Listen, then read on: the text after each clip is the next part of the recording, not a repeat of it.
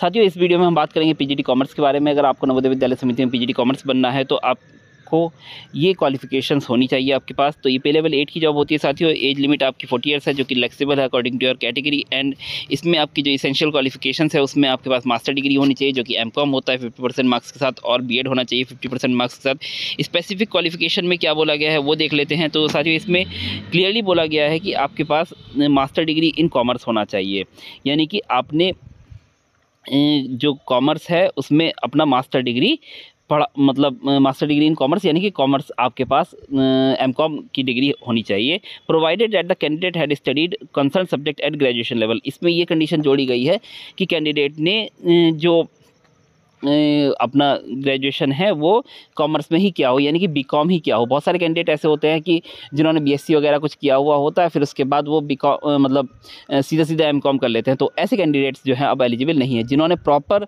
Commerce की पढ़ाई की है, यानी कि पहले बीकॉम किया है फिर एमकॉम किया है, वही कैंडिडेट्स इसमें एलिजिबल है। आप बीएससी या कुछ और करके आपने एमकॉम किया है तो आप एलिजिबल नहीं है। तो ये आप मान के चलिए बीकॉम वाले कैंडिडेट, बीकॉम के बाद एमकॉम किए हुए कैंडिडेट ही इसमें एलिजिबल है। साथ ही इसमें कुछ चीज़ें जोड़ी गई कि holders of degree of MCom in applied and business economics shall not be eligible.